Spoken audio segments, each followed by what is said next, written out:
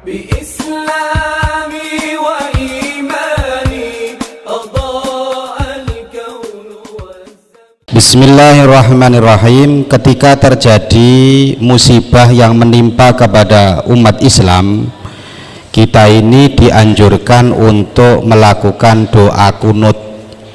Namanya disebut kunut nazilah. Dan ada sebagian orang salafi wahabi itu yang mengatakan bahwa kunut nazilah itu katanya bid'ah. Nah ini repot, maka kita terangkan hari ini dengan benar, dengan jujur, dengan ilmiah.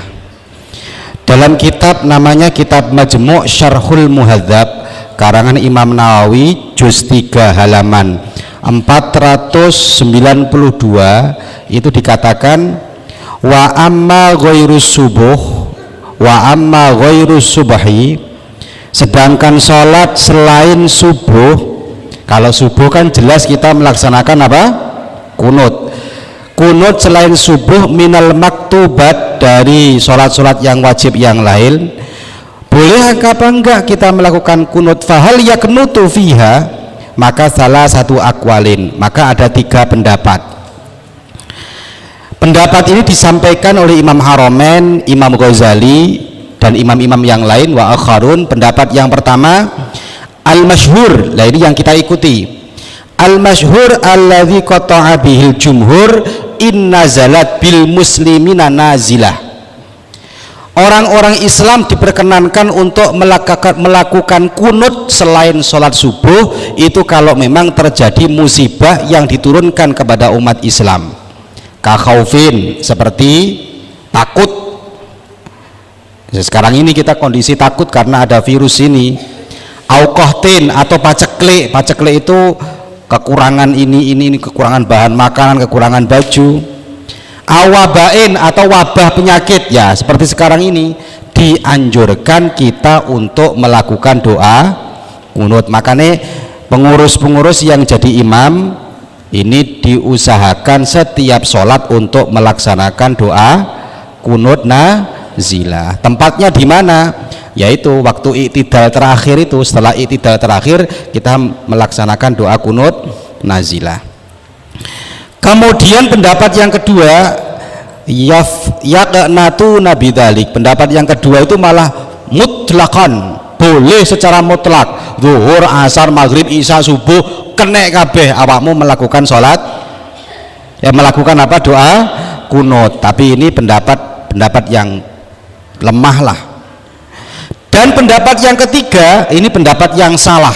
Pendapat yang salah ini bahkan diikuti oleh sebagian ulama Wahabi. Orang-orang Wahabi apa? Layak natu mutlakon, bahwasanya tidak diperbolehkan kunut secara mutlak.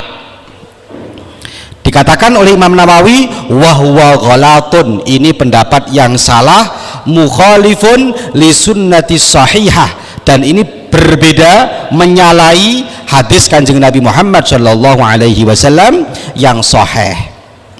Karena apa?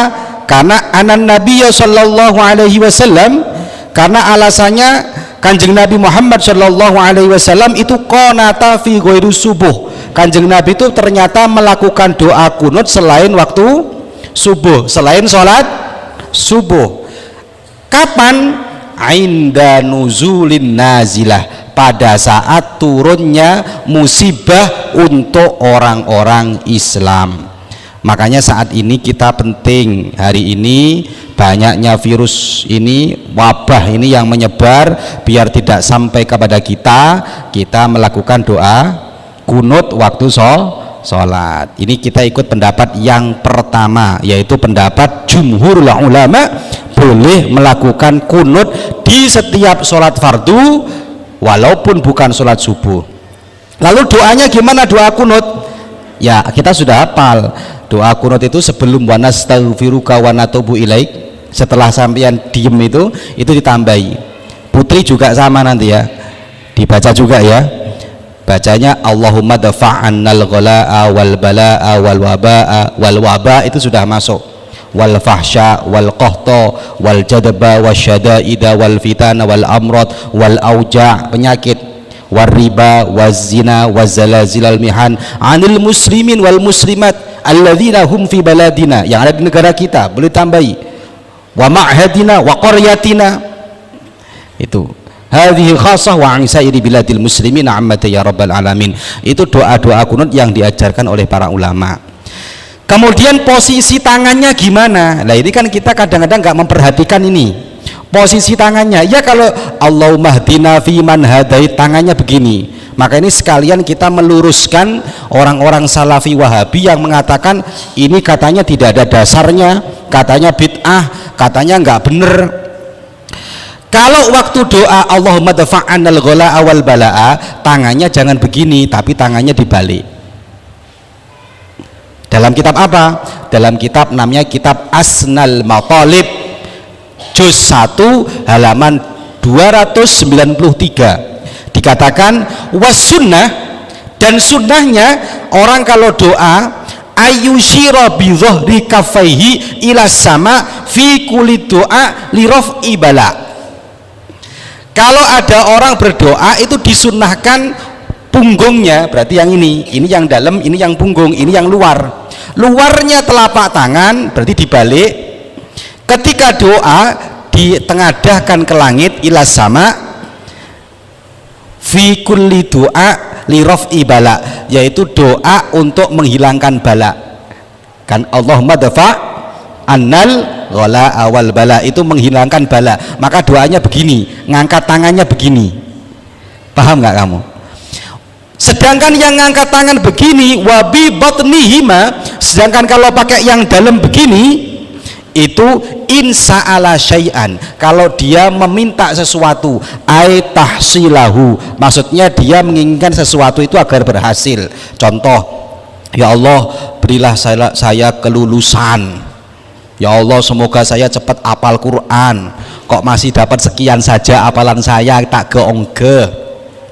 Itu doanya begini, jangan begini. Kalau begini ketolak kita.